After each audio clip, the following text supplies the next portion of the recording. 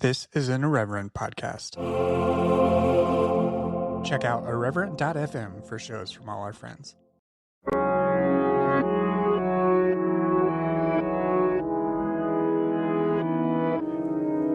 Hello and welcome to Evangelical. I'm your host, Blake Chastain. My guest this week is David Bazan. I'm very excited to share this conversation with you because David is my favorite musician. Listeners to this show will likely know him from both his solo work as well as from his band, Pedro the Lion. David's been singing and performing songs about his relationship to faith and doubt throughout his entire career. The song you hear underneath this intro is called Hard to Be, which is really the unofficial theme song for this podcast. You'll hear samples of other songs from his discography throughout the episode. David and I met here in Chicago between two living room shows he was doing in the area last month. We ended up recording this interview in his car with a single mic between us as we both sat in front seats. So if you hear people rustling around in a parking lot or the sound of doors opening and shutting, that sort of thing, just know that that's part of the ambiance we were going for, and you know what? Damn, it sounds kind of good. We also had to stop recording at one point near the end, and the audio quality when we come back is a little different, but we did what we could. Throughout the conversation, though, we talk a lot about David's upbringing in the Pentecostal tradition, how he processes his own faith and doubt publicly through music, how evangelicalism taught him to distrust his body, Trump and evangelicalism, and a lot more. I'm really happy I got to have this conversation, and happier still that I get to share it with you. David is currently on tour right now in the South and the Midwest, so check out his tour info at davidbazan.com/shows. If you're familiar with David's music already, you may have heard that he's going to begin touring again with the Pedro the Lion moniker, which is super exciting news. We end up talking about this at the end of the interview as well. The first Pedro tour dates start in December in the Pacific Northwest, and most of them are actually already sold out, but check out davidbazan.com/shows for more details about future dates. Be sure to support David's music. Buy his records, see his shows, buy his merch, listen to his tracks on Spotify and elsewhere. Just listen to his music. It's amazing. Support him. And you can also follow him on Twitter at davidbazan. If you want to support this show, you can do so by leaving an iTunes review or via Patreon at patreon.com/exvangelicalpod. You can also find other ex-evangelicals to talk with in our closed Facebook group, also named Exvangelical. We have over 1,100 members at current count, which is amazing. You can also follow me on Twitter at brchastain, and you can follow the show on Twitter at exvangelicalpod. All right, everyone, let's get into it.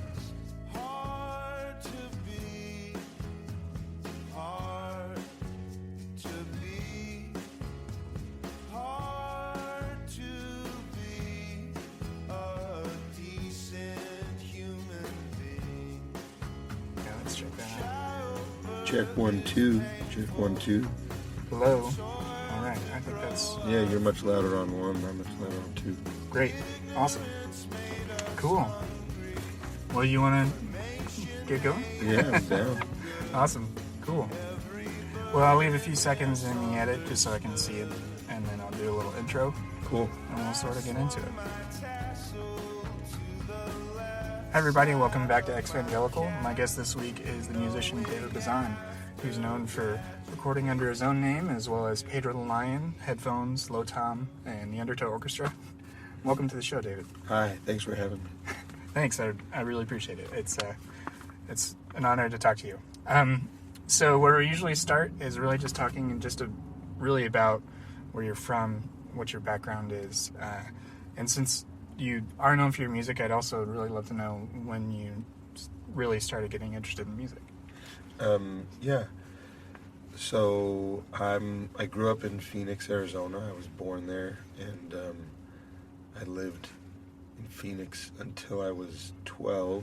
After 6th grade, we moved then to like Havasu City, Arizona, and I was there for 7th grade, and then 8th grade, we moved to Santa Cruz, California, or nearby. And then 9th grade, we were in Paradise, California. And then by 10th grade, I was in Seattle, which is where I've lived pretty much ever since. Mm-hmm.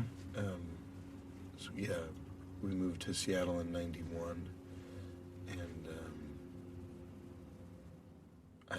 I moved away from there briefly after high school, but I came back as quickly as I could. It feels like my home. Yeah, that's great. Yeah. Yeah. So throughout that time, like growing up, was your family involved in a church? Oh yeah, my dad was the music pastor. That was what his job was. He went to college for that, and we were in the Assemblies of God denomination, which is Pentecostal, and yeah, they were kind of. Both my parents were pretty reserved in terms of their Pentecostal expression, and because of that, and because my dad was the music pastor, my experience at church was always,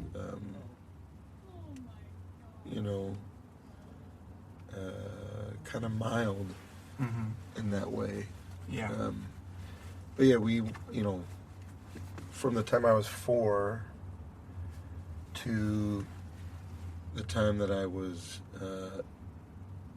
11, we lived in a house that was about a quarter of a mile away from the church that we attended and that my dad was the music pastor of, and basically did all the computer kind of work in the office to just helped with all that stuff, and he had a ton of responsibility there. And then the school that I went to was a Christian school, and it was in the same parking lot as the in the old church building, basically.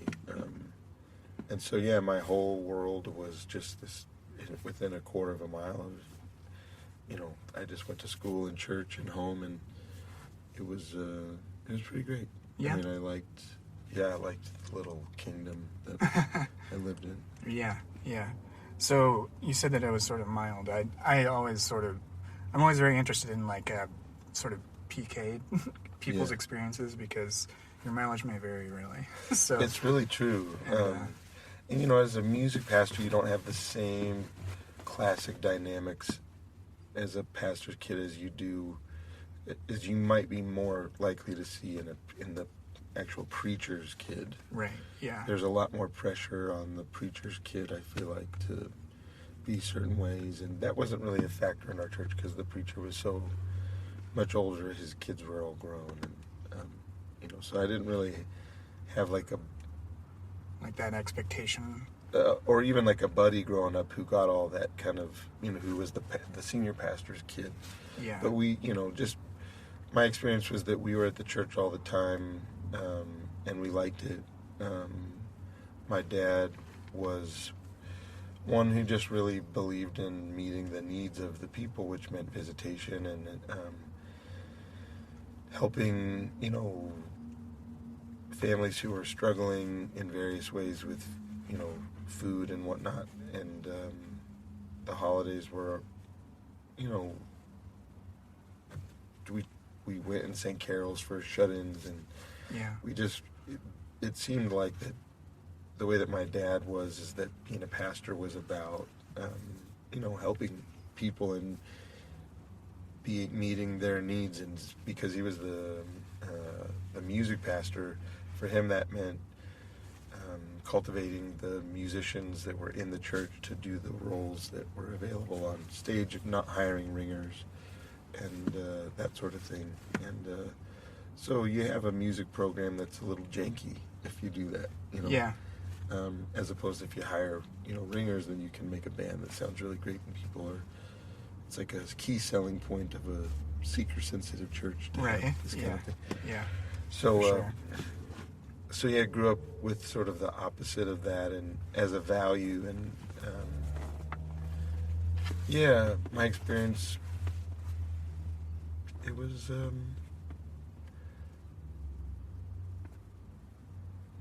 I learned about the Bible in Sunday school and in children's church, and my children's church pastor was this really wonderful lady who, taught us, was good with values and things, like taught us how to, basically, when we kind of wandered into having a bad attitude about something, she was really loving and kind of firm, Genuinely, like, not shaming, or she just was cool. But we went to, like, kids camp, and that would be, a dozen or more churches sent all their kids from around the district or whatever, and that was when the messaging would start to get a little wonky and focused on tongues talking and Oh, really? this kind of thing, which there was tongues talking in church. Yeah. Growing up, there was tongues and interpretation, just sort of randomly at different points. Somebody would just sort of interrupt with either a word from the Lord that they were sort of, reciting or whatever, or Right. there would be somebody who's, just hauls off with the just starts talking gibberish. And then there would be a little, usually afterward, there would be a little, break, a little moment, a beat of silence while everybody's waiting for the interpretation. And then somebody else would be moved by the Spirit, ostensibly, to give the interpretation, which was, any number of nonsensical, sometimes on point, sometimes just like pet peeve, like phraseology, that people would string together. And generally, it seemed like nonsense at the time, but I was trying to be cool, like good about it. And Yeah, even back then when you were a kid, judgment. you were still a little on the fence about it. This was like, I wouldn't do that. Like, Right. I mean, it just seemed, I don't know. Yeah. It never really seemed all that helpful. Yeah. So these youth retreats or camps or whatever, that's where you would get the more like Yeah. party line sort of stuff, or as far as Well, yeah. I mean, the trick with Pentecostalism is it's just not that theologically rigorous, and so it really is just pet peeves, that, or the preaching is just sort of personal axes to grind, and they're preaching from the Bible, but they just choose, whatever they're going to do, but there isn't like, you could go pretty far afield in your preaching and the subject matter all the way into health and wealth and this kind of thing within the Assemblies of God, and there just wasn't a really strong framework of orthodoxy or something like this to sort of bounce people back to some kind of center. I don't know what that would be in Pentecostalism, because its main distinctions are kind of those emotional outlandish. Yeah. Well, yeah, I mean, the main distinctions are that the initial physical evidence of being filled with the Holy Spirit is speaking in tongues for everybody. And that being filled with the Spirit is a second blessing after salvation. That, growing up, there was a little bit of a second-class citizenship to not speaking in tongues. And they would say over and over again, like, you're not a second-class citizen, but it really was the case that if you were more spiritual or whatever, then you would kind of have this thing. And, so that's one of the key differences between it and just run-of-the-mill evangelicalism, and then some end-times bullshit. Premillennialism, I think, is what they are in terms of end-times theology.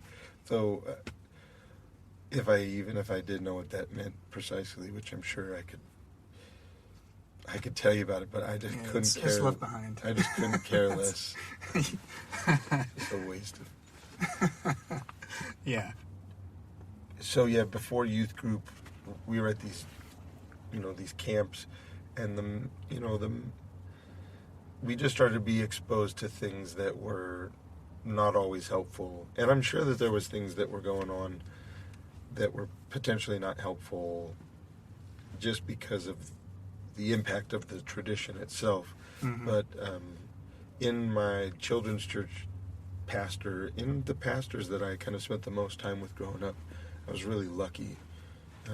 Connie Huffer, our children's pastor, was just a really sweet, very helpful lady. And then in youth group, years later, once I got to Seattle finally, I had some great ones in between too, but the guy Steve Zemke that was our youth pastor when I was in high school. Just real helpful guy. Mm-hmm. I mean, genuinely.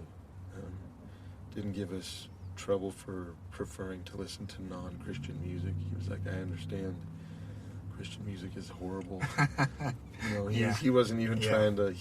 It was cool because he just was, personally, he had a different style than could be like the cool guy, like the hip.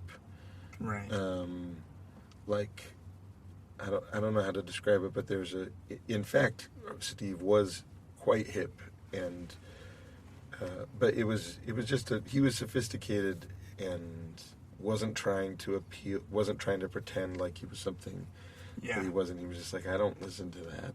Why would I insist that you I like this other stuff. And he did, like, he turned me on to Phil Keaggy and some things like this, but also other things that weren't Christian. So I was really lucky in that way, and it kind of kept me around, I think, a little longer, that I had such positive experiences at intervals growing up. Genuinely good folks that I looked up to in many ways, mm-hmm. who were in charge of me. Yeah. That's not most people's experience. Yeah, and I mean, that is a fortunate experience for sure. Yeah. Yeah. So you mentioned earlier that like you felt like Pentecostalism wasn't like theologically rigorous. Was that something that you felt like you were aware of as a kid, or not was when that I was just a in kid. hindsight? In hindsight, yeah. Okay. Yeah. No, I didn't really know any other way of doing that, and I was interested in theology as I got older. In a way, I mean, I liked the ideas, and I liked understanding how they fit together. Mm-hmm. Yeah. If this plus this equaled this, then whatever. Right. But yeah, I think once I got to college, I went to a Pentecostal Assemblies of God liberal arts college, if that is even possible. It is possible. I went there, and I did get. It was a good sort of way station for me to. I needed some middle ground between just growing up in this bubble and then kind of interacting with the rest of the world. I needed something, and Christian college was really helpful for me because it got me out of the extreme bubble that I had grown up in, and there's just, as reasonable as the people were that were around me, it's still sort of a monoculture. Yeah. So it was cool to get just a bunch of different ideas, different parts of the wider tradition that I just was not aware of, that were really helpful in getting me to a place of peace, I guess, eventually. But I had no idea in high school, and then even in college, it was a slow, incremental kind of process where I would have these massive paradigm shifts that felt massive to me, but they were all still within, like, a very small percentage of... Yeah, absolutely. Of, as another Christian college kid, yeah. Yeah, just totally like nothing revolutionary is happening there, but like I was like, what the fuck? Just rocked. I heard the song Come Thou Fount for the first time there in a Christian doctrine class. We had to sing it every day for like a couple, 3 weeks. Mm-hmm. That was revolutionary for me. Prone to wander, Lord, I feel it. Prone to leave the God I love. That kind of confession I was not familiar with being allowed or being able to even admit those things, kind of. It sounds strange, but it just... Yeah, I think there's something to that idea that you can't even acknowledge that feeling is even there. Yeah. And it feels like weirdly forbidden, and it was scandalous feeling, really. Yeah. And it opened my mind up, and it really broke me. Like it was quite emotional when it hit me in class the first time, just like, wait, what? It just gave me so much hope, Yeah. And so there were little things like that I needed along the way to just kind of start to put me back together in a way that, Lord, could someone please tell me the story of sinners ransomed from the fall? I still have never seen you, and some days I don't love you at all. yeah, because now I can see that regardless of people's desire to or not to do this, it really, my experience with Pentecostalism and evangelical Christianity is that it pounded my intuition right out of me. Mm-hmm. It made you want to doubt yourself? Or?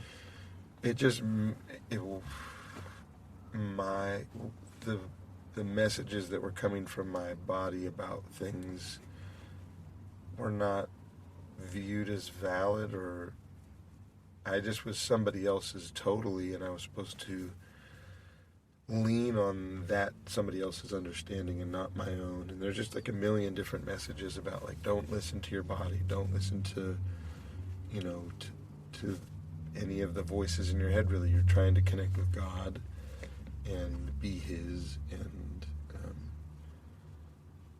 I don't know what the mechanisms were exactly that happened, but I just found myself just totally devoid of a connection with my own intuition in a great many ways. And I started to, through the help of a buddy, a couple of friends, we were talking about this stuff, and I was like, well, wait, okay.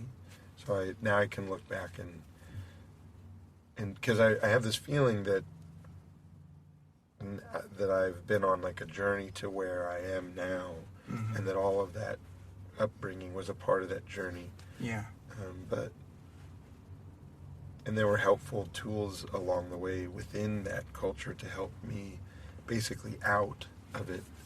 Yeah. But yeah, it was. That's why it feels odd to be talking about it like then. And then I started getting the help that I needed. Yeah. It's like, from what? Like, well, just I guess from growing up Christian in a way. Yeah. And I've never even felt that way about it before.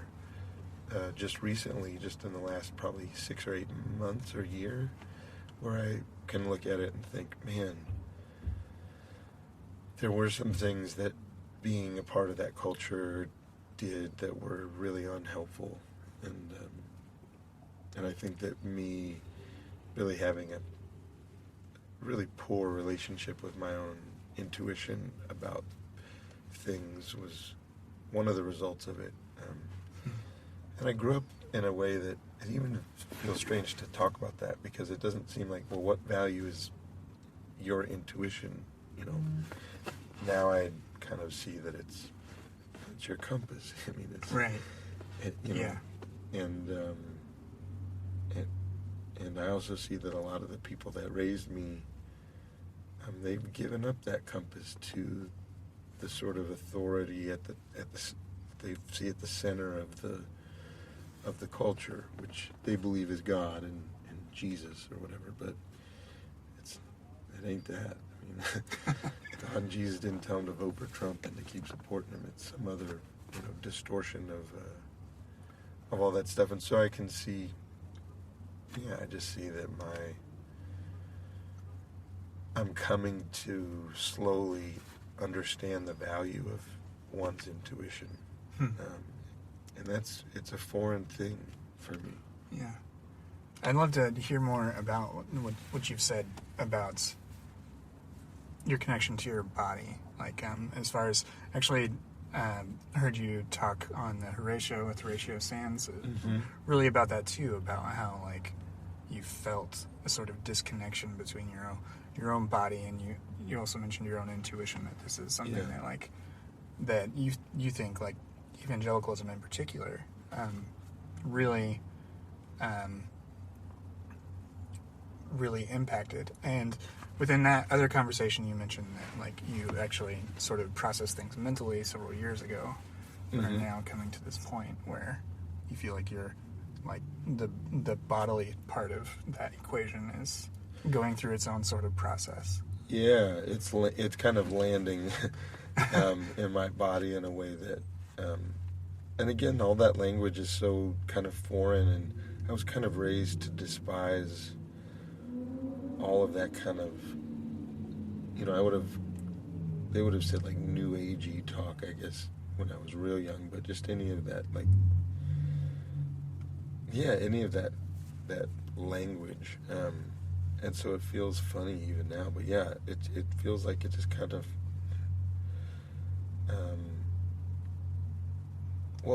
so my perception, and I haven't been to therapy or anything about this, but it seems like that I did have some connection with my body that kind of kept me connected enough because I played music. And as cerebral as you end up being with everything, with music, eventually you have to just listen to your body, and you just have to go with that, And drumming, especially, you're not thinking about notes, you're not thinking about pitch, or you're just feeling and responding, and that was really, I think, helpful to have had. Because I think it kept a part of that alive that might have just been might have just decimated it completely. But now I have a way back in to that, because even though there's a lot of ways in which I feel like my intuition and even just the idea of listening to your body, maybe though I'm using those things interchangeably the way that I'm talking about them, as wrong as that might be, I don't know. But just the idea of listening to your body, it was expressly forbidden to listen to your body in so many ways. Yeah. Because your body was you just want to fuck. That's all that your body was gonna want to do. And sure, that is one thing that your body wants to do, but there's a lot of other. It's not the loudest voice most of the time. And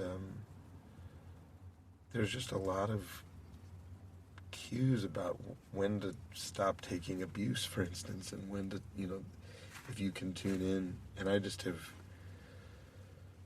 haven't done that except for when I'm playing music. And even then, there's like a tension there where so many other musicians that I played with were so much more intuitive, musicians. And I had to kind of come at things from a point of knowledge sometimes. But yeah, that was a connection that I was able to keep with it. But Christianity, how does it do it? Do you know what I mean? Like, yeah, I think there's part of it that's like,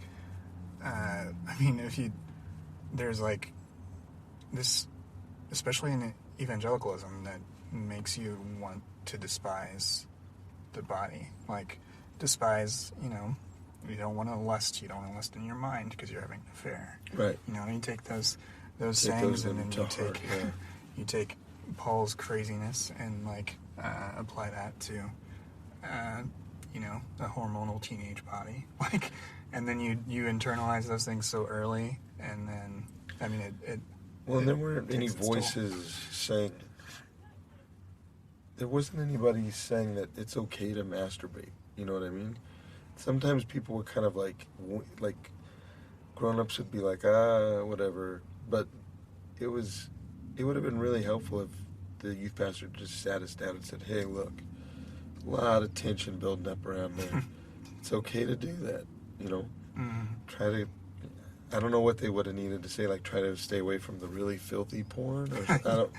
Yeah, I know. Slippery slope there. Yeah, but just like, just somebody with real world understanding, like if these kids feel guilty for doing this, it's going to harm them, you could let them off the hook for that. They might have burned, but the priests were all taking turns, showing nuns what they had discerned about their bodies in the dark.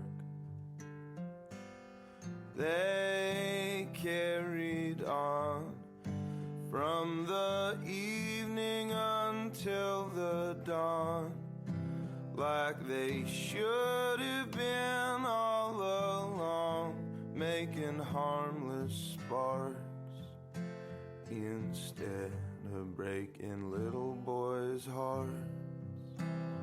And God knows if you notice the millions of small holes and ponder the weight of an apple compared to the trouble we're in. This is It's messed up. it's like master your own body or something. And that's the way in which you do it. Is by denying, to your point, denying your body. Denying. Well, and that's it. Self-denial is a theme, and one that I still am needing to kind of unravel which parts I still like, because I still respond to some of that. Riches I heed not, nor man's empty praise. Like, yeah, that's still for me. The conclusion, not so much, but yeah, trying to figure that out. So that's actually from Be Thou My Vision, which was one of your earlier songs that you recorded. Let's talk a bit about your music. And, well, I discovered your music around 2001, 2002. This is when I was at Christian school and, had a bit of a jam band, and, a guy that sang sometimes with us told me about your music. We were at Indiana Wesleyan, which was too conservative for you. They have a very aggressive student development board, so I'm sure so I saw you at Taylor, which was a bit more open. And just a bit, though. Just a smidge. Their kids could watch rated R movies. We couldn't. Wow. Yeah, we couldn't at Northwest College. Oh, okay. Yeah. Yeah, so you know what it is. So anyways, throughout that period, you went from, songs like... on your records, songs like Secrets of the Easy Yoke, which I know you don't perform anymore, and then songs like Rejoice on Control, and then The Fleecing, which you've actually changed over time. Mm-hmm. So, specifically within that sort of period where you had this really very public, and this period where you're really reckoning with things in a very public way, that you're changing your mind. Mm-hmm. What was going on sort of in your life that was spurring that? Well, I think the way that it worked was that as Bush was coming to power and really marshaling the troops in a evangelical Christian sense. Yeah. I found myself wanting to kind of drill down deeper into my understanding of Christianity, because I wanted to combat these people. Mm-hmm. And so I thought, okay, well, it's time to get serious about this, really serious. And so I thought, well, where do you start? And I thought, okay, well, here's all these assumptions that are kind of underlying this system. I should go through and just shore all of that up: inerrancy and the authority of Scripture and hell and just whatever it was going to be. I needed to go through and just cross every T and dot every I. And as I started to go into those things, I just realized, just pull one little thread, and a few things just started to kind of fall apart. Yeah. And I just kind of realized inerrancy. I just couldn't find a compelling argument for inerrancy anywhere except my desperate need for inerrancy. Right. Of the Bible or whatever. And so that kind of started to slip, and hell was gone maybe even before that. And then in the midst of all that, we had our first kid, and that experience kind of, it just made original sin unbelievable to me. I just thought, I'm so much less invested in this person than a creator God would ostensibly be with these brand new creations that he's, is made to he's not even their parent so much as just like this companion.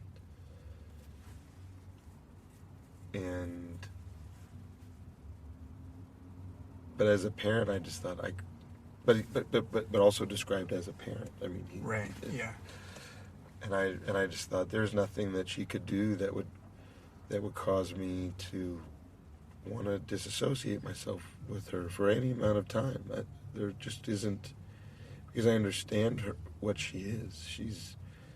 She doesn't know. She's innocent. And I just kind of thought, if not knowing the difference between good and evil is not the definition of innocent,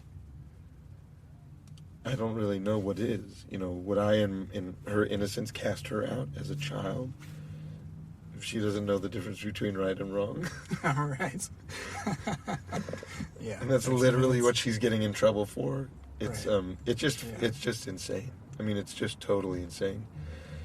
I mean, sure, that could happen, but not the hero of the story isn't going to do this. You know what I mean? Right. Not and stay the hero. This is a dick move.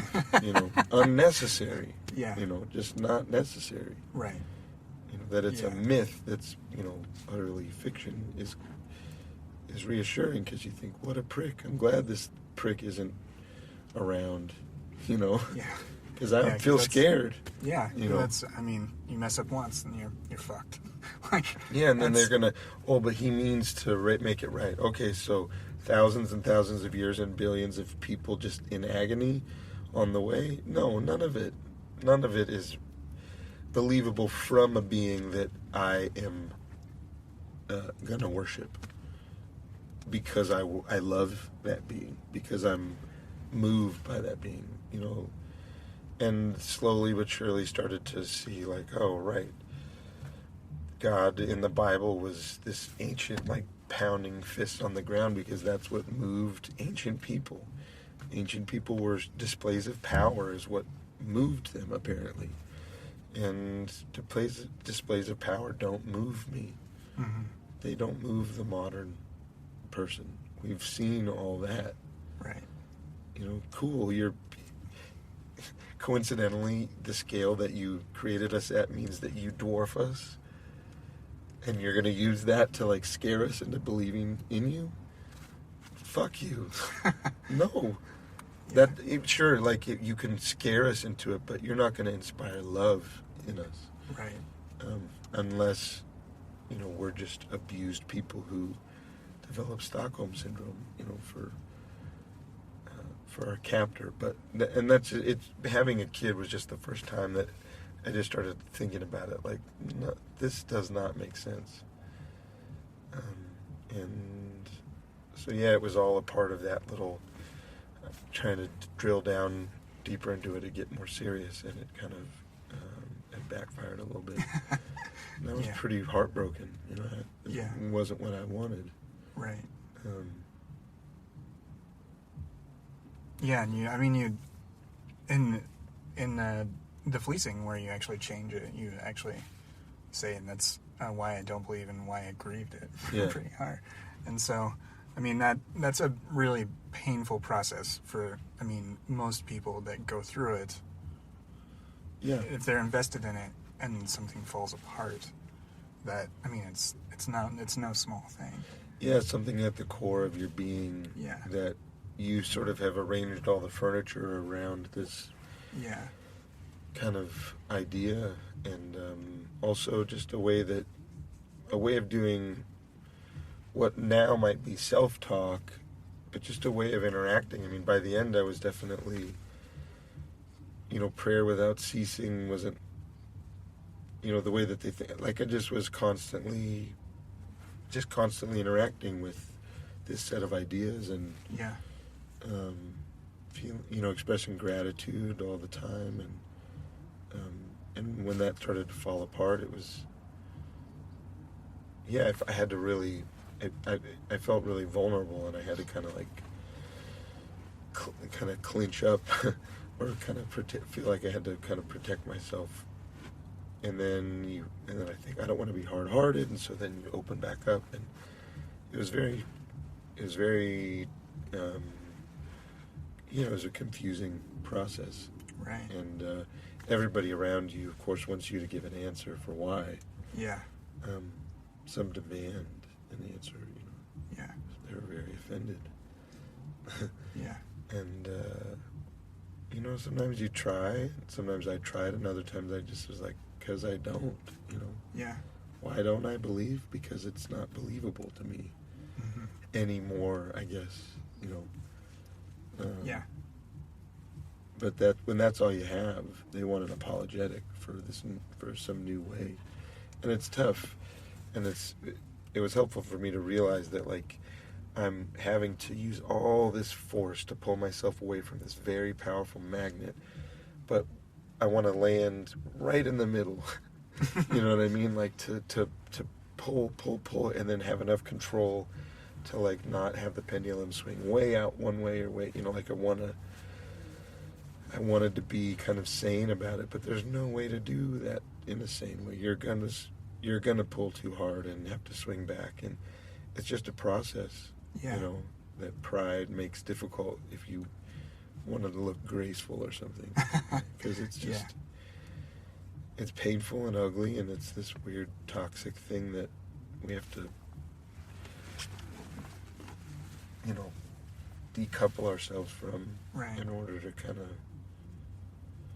I don't even know, I feel like I'm in the middle of the process still, Yeah. in a lot of ways, Yeah.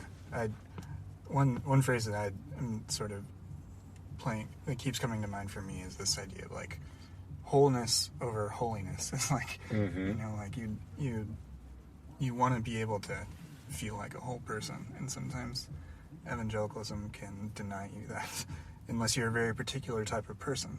Yeah. I mean, it works for a lot of people, I guess, or at least some people. But Yeah, there's people in my life who I'm close to who are pretty much just still straight down the middle with it, and we grew up pretty close together, and it's strange to see, I assume that it's working for them. Yeah. But there's a tension because it's not working for a lot of other people around them, and Right. So that's a hard thing. Yeah. But how do some people get through it and it's fine, and other people they open themselves up in different ways to it, or need something different from it or something, and end up getting kind of turned around and hurt. Right. Yeah. I don't know why. More and more, I just kind of think that it's just bad. I mean, I've been pretty reticent to even... I feel like over the years, even if I've been, not a believer myself, I've been pretty, like, kind of, but, whatever works for you kind of thing. And I find myself feeling that way less and less. Mm-hmm. Yeah, it's really hard, especially with evangelicalism and the fruits of it, especially. The recent fruits, I think, are really hard to deny. Yeah. Yeah. It's painful. Yeah. But yeah, and that's sad to me. It's sad that I feel the way that I do. Because I almost kind of feel like, that it's just bad and that you need to get out of it. But I guess I'm not willing to evangelize in that way. I don't know if that's kind of stupid to say it that way even, but for some reason I don't know, I'm still in a sad phase from it. It was not for me for a long time, but I still saw the potential for some good, and maybe it's just a really bad swing, but the more that I learn and the more that I read and listen, and the more it just seems like, I don't know. Yeah. Seems bad. Yeah. one of the songs that I've actually been listening to of yours a lot since November has actually been People on Strange Negotiations, because it seems like that's really your exploration of like this idea that the people that you grew up with were good people. They were doing good things, but then some nasty fucking thing happens since then. Yeah. and like all of a sudden, either whether it's boomers or something, or I don't know, like all of a sudden their political desire for power is the thing that excuses supporting Trump, and he's a serial sex assaulter and you can't say anything. No, there's nothing good to say about the man. I mean, literally, so, there's just not. There's nothing good in him that I've been able to see. He's not good to his family. He's not good to.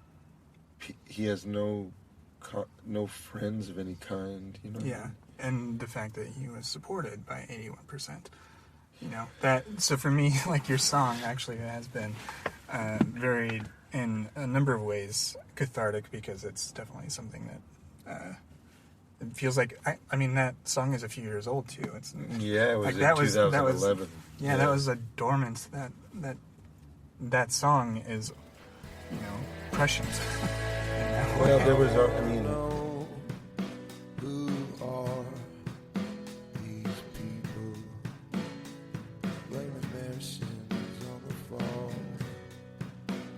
Who are these people?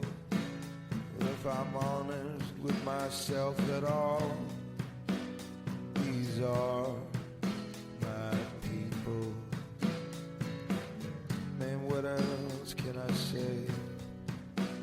You are my people.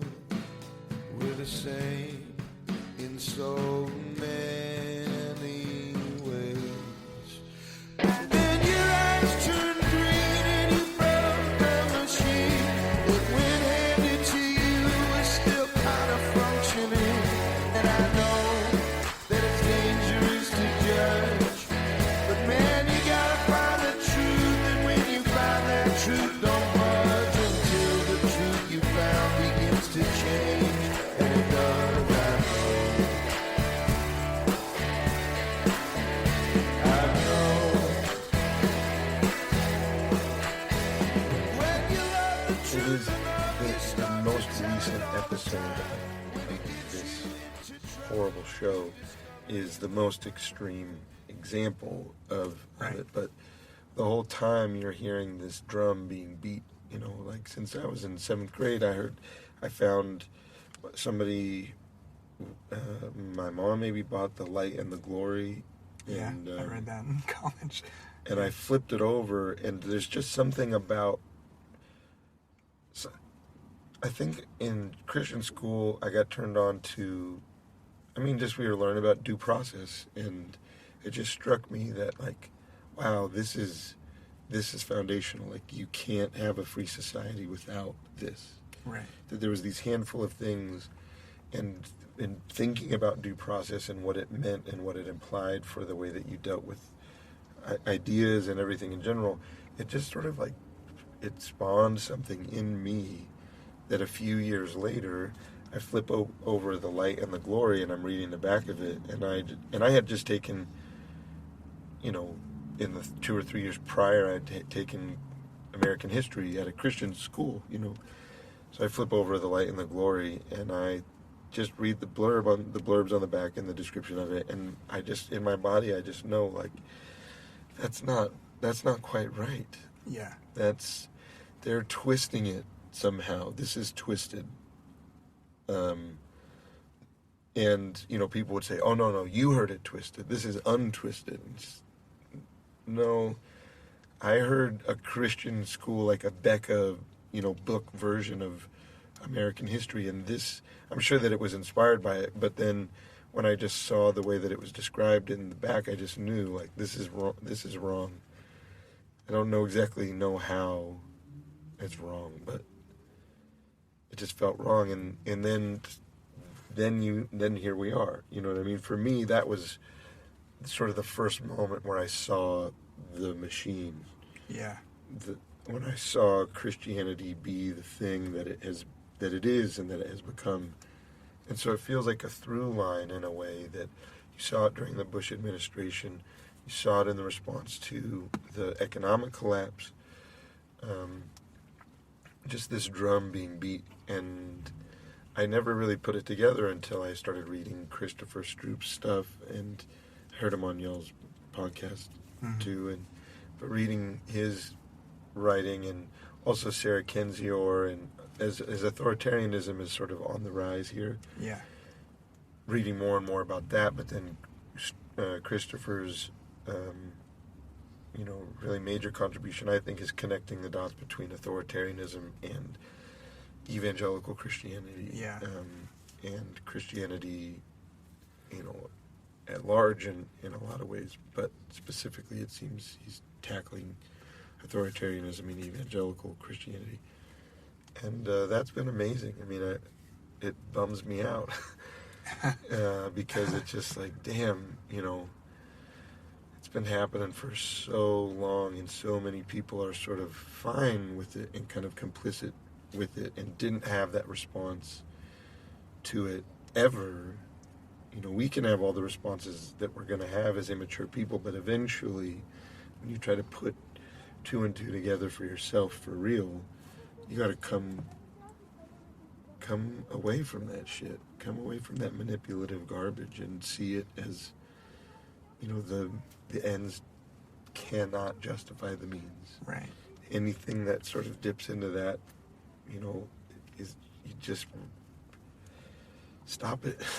You just got to be really wary of allowing yourself to be involved in movements that are fine with that kind of tactic, which the Republican Party is fine with. Yeah, as long as they have the seats, they're fine. They'll do anything, clearly. Yeah.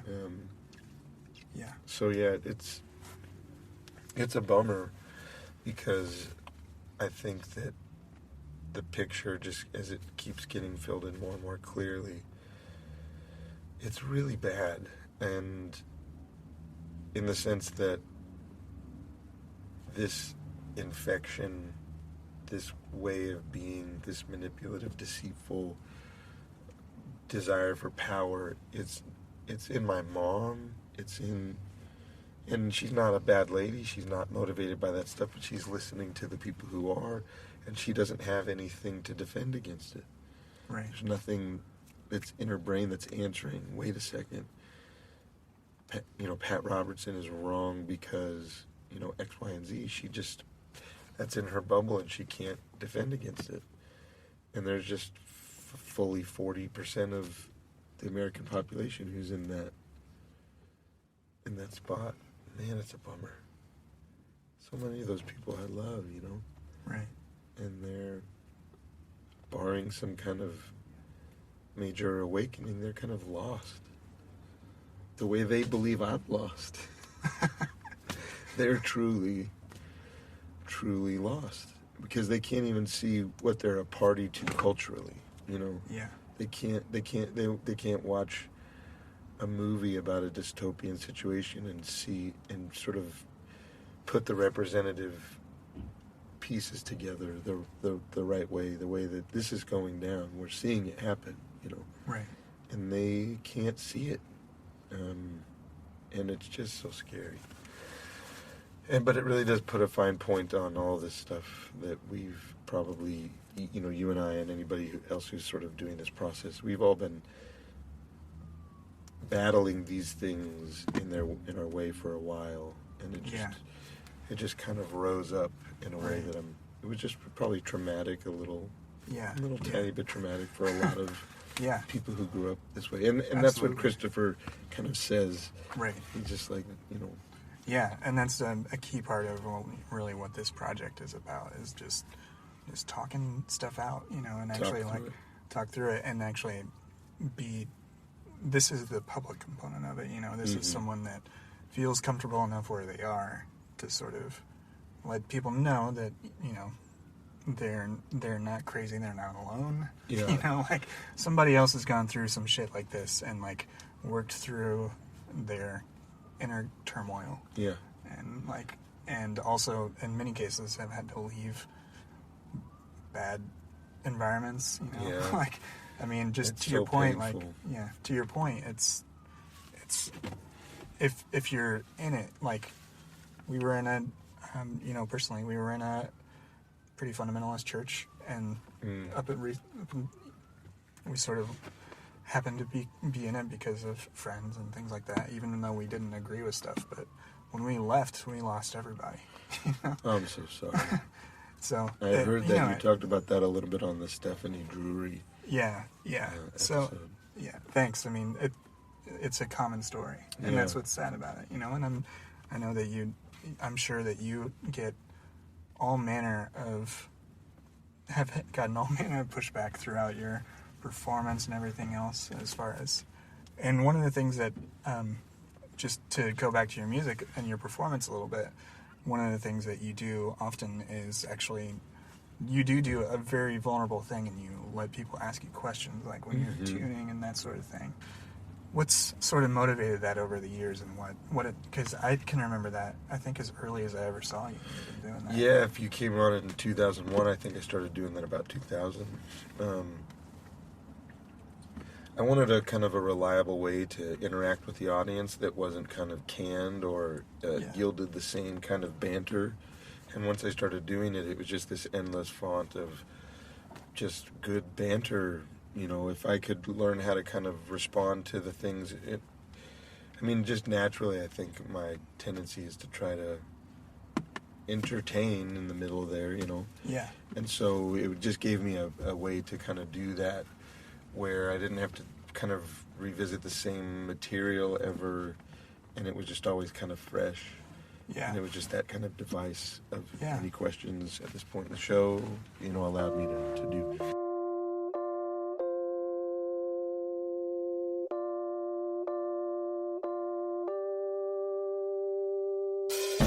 This line is metaphysical, and on the one side, the bad half live in wickedness, and on the other side,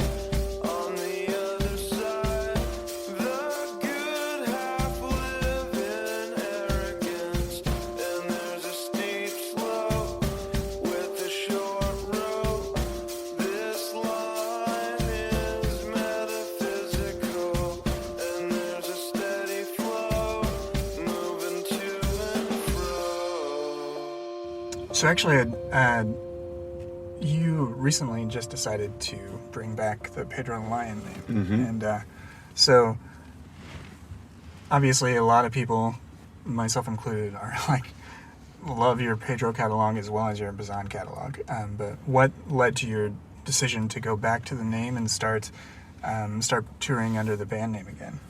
Well, I've wanted to tour with the band pretty much the whole time. That was what I wanted. That's why I started Pedro the Lion, is because once going on tour seemed like a thing. Yeah, I just wanted to be in a band. That's what once I started doing that, that's just what I've wanted to do. So when I stopped doing Pedro in 2005, this fall of 2005, it was because the model wasn't working, basically, because I wanted a partner in it,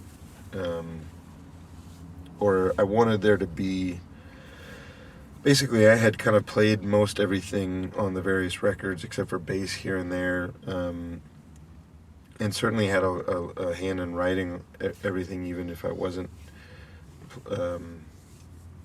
playing the bass, and that was a way that I had worked and kind of developed the band's sound that way. And then I was really looking for other people to sort of be regular members, and I never could keep the same people in the band. There was always some reason why it wouldn't work. Sometimes it wasn't meant to work for a long time, but sometimes it would work for a couple of years and then just would stop working for a different reason each time. But there was, 25 people in the band over the years, and when Walsh got in the band, I thought, well, this is it. This is great. I wanted somebody to, like a regular member, and we'll start collaborating and all that. And so when that didn't work, I thought, well, I wanted it to work. I don't know why it didn't work or what I did wrong, if it's down to me, to make that happen, and I don't know how to fix it, for the next time. And so I was really reticent to just get another couple of people to join up and to start touring. So I started playing solo, and thinking that I would find that clarity at some point soon, just get some distance from the band, and figure out, how to kind of reapproach it. And it took me 11 or 12 years, basically. I even kind of forgot that I was doing that at a certain point. I just was like, I got a band again and was trying to do that, and but it's just really expensive to take a band out, and Bazan, the brand name Bazan, just never got big enough to support having a band. The band shows, the band tours that we would go on, I would kind of break even or make a few, a couple $1,000, like a month's, my whatever our monthly nut is, I could come home with like 1 month's worth of that. And it's like, well, this is the tour. If I played solo, I'd be able to pay for 4 months of living, and so I just had to kind of play solo forever. And I've been wanting to figure out a way to have a band again, and I figured out my workflow issues this year, which I won't go into, but and once that happened, I just thought, now I know what I'm doing, and I kind of solved that problem with Pedro, why I quit the name before, and I'm trying to stay home a little bit more and have the shows be, cover a little bit more ground in terms of what I'm bringing in by playing them. And so I just thought, it's time, I think. Let's do it. And so it's been amazing. It's been really fun just internally to start revisiting some of the tunes that I haven't played in forever, and not that I'm going to be playing by any stretch all of the songs that people are going to want to hear, but we are going back all the way to the whole EP in one case. Wow. Bunch on Friend, and a couple of winners, and a bunch of Control, and Criticism is in there at the moment, but so I just it's been really fun, and also the response has been really positive, almost annoyingly so. Just like I've been like busting my ass harder than I've ever worked for the last 11 years, and you can't really get everybody to care at the same time. And then I didn't even do a goddamn thing except just say Pedro the Lion, and then everybody's like, "Oh my God, that's so amazing!" And it's like, oh man, okay, I get it. Call it Pedro, give everybody what they want, and play all the jams and just have a good time. But then that, now that I've figured out my workflow, then I get what I want to, which is to try to continue to make records that turn me on and keep kind of developing the sound of the music that I want to make, and ways to express, myself, and to do that with a band, is what I want to do. If I call it Pedro, then I get to do that, and it's kind of a no-brainer when I really came down to it. Right. Yeah. Yeah, it's great, and I've loved the way your sound, and also the different sorts of content. Yeah, that's such a generic term. I said it yesterday and lamented it, but it was useful. Yeah, the different topics that you sort of have tackled across your albums, both in Pedro and as under David Bazan, and like a lot of yours, like Hard Curse Your Branches, and all of that really was a lot of processing, a lot of the things we talked about. Yeah. And then this most recent album, Care, there's a lot of really great songs that like, I feel like I've been married 10 years. Like, there's some, like, long-term relationship sort of songs. Yeah, man. and like the way that you're sort of, as you continue to change your focus, even in the things you want to sing about, it remains great. Oh, man, thank you so much. Yeah. I'm excited for the future of, I kind of have a project or a cycle of albums that I kind of have set before myself to do, and it's the right balance of, it's a direction to go in that is evocative to me and just promises endless supply of things to write about, but is also really open-ended, and I can kind of go wherever I need to go. And so it's just, I don't know, I have a really great next few years set up to just get some really good work done, I think. Yeah. I'm excited. Yeah, that's awesome. Yeah. Well, I know I'm actually catching you between a couple of different house shows you're doing. We're actually recording this in your car. That's right. So, just to sort of wrap it up a little bit, one of the things that I do kind of ask people is often just sort of how you feel about where you are now, both amidst all the sort of things that you're processing personally, as well as all the different exciting things that are going on with Pedro. Yeah. Well, I had a really eventful summer in a way.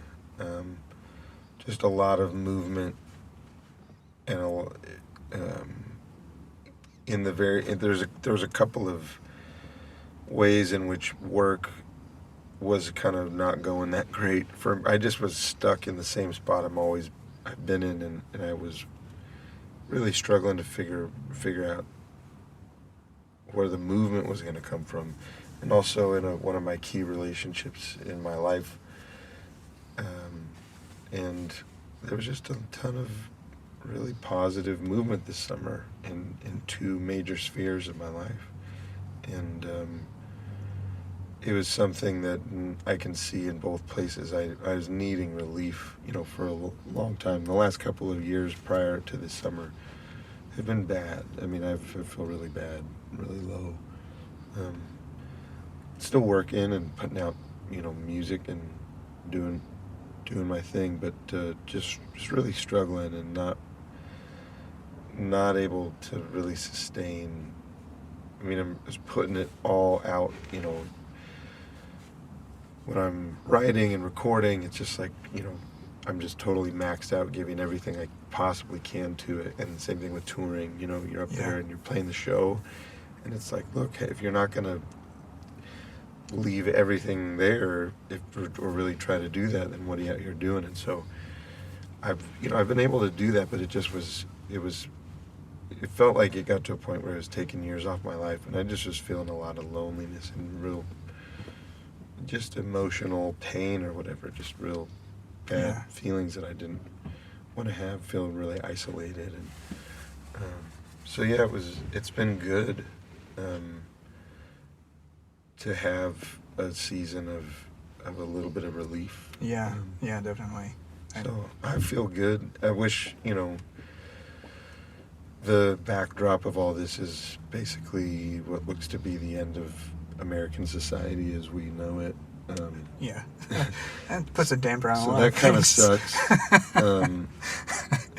I mean, I guess we could pull it out, but the coup has happened. We are going to have to do another coup, right? If we want to turn this around. An anti-coup or whatever. Yeah. So that troubles me, and it's agitating, because now, like we were talking about earlier, you're not just fighting some, just like how it of course goes, like when Nazism started to overtake Germany, or when any kind of fascist movement starts to come up, you're fighting against your family, Yeah. and you're trying to figure out what your relationship with your family is going to be, if they're going to square up on the other side of this thing, which if it's just politics and it doesn't really affect you, then you can kind of not view it that way. But Yeah. when and where do we put our foot down, and what does that look like when you say no fascism, no authoritarianism, no? Like, Right. we know where this leads. Like, you got to shut the fuck up. You know, this is not. Yeah. You know, this is not. Like, suddenly I'm the grown up in the room at Thanksgiving dinner. You know what I mean? Yeah. Because and that sucks. I hate that.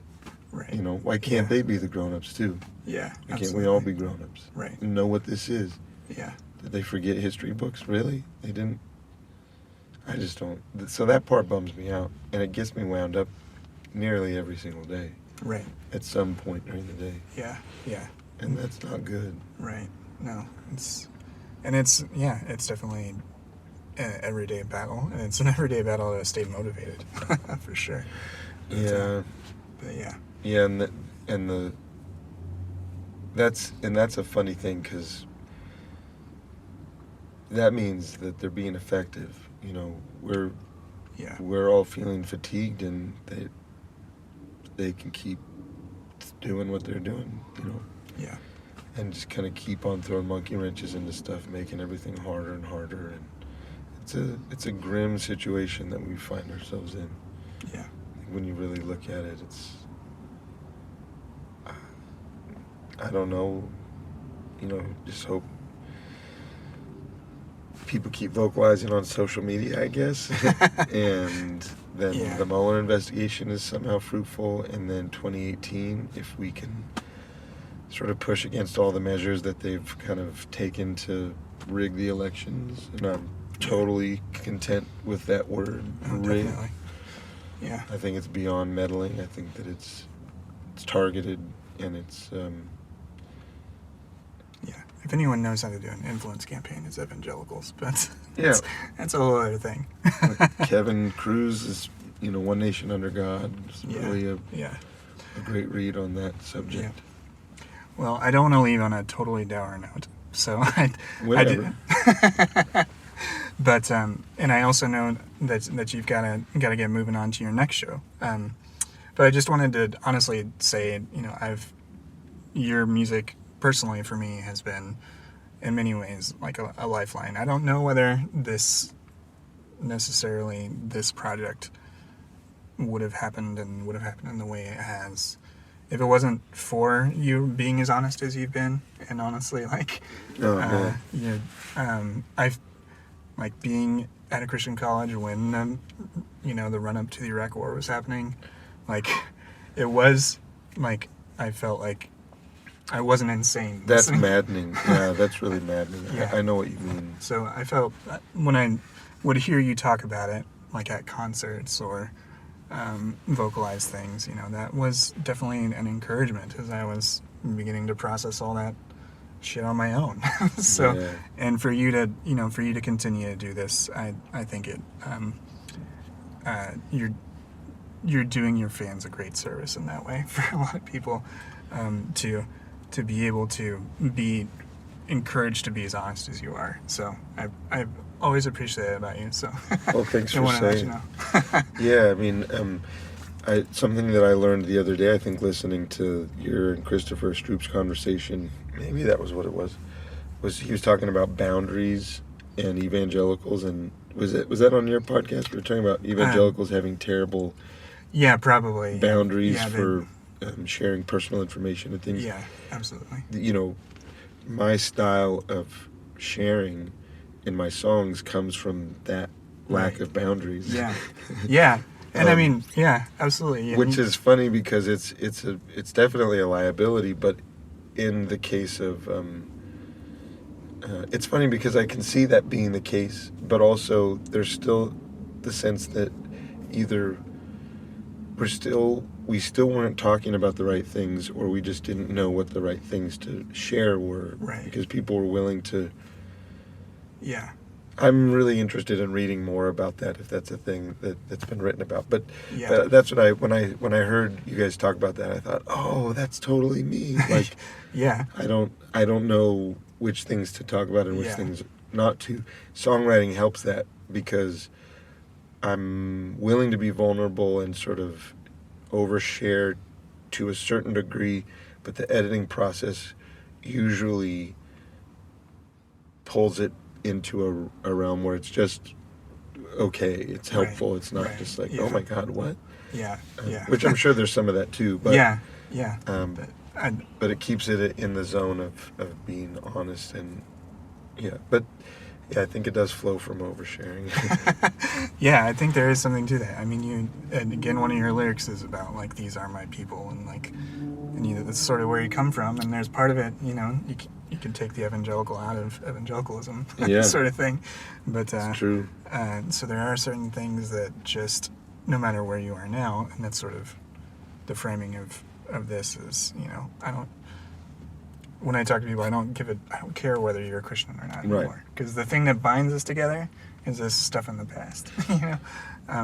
All this stuff we went through. The common experiences that we have. Yeah, you really can, especially once you've gotten a little bit healthy past it, and you can reminisce about certain elements and moments in your upbringing that really were just joyful. Right.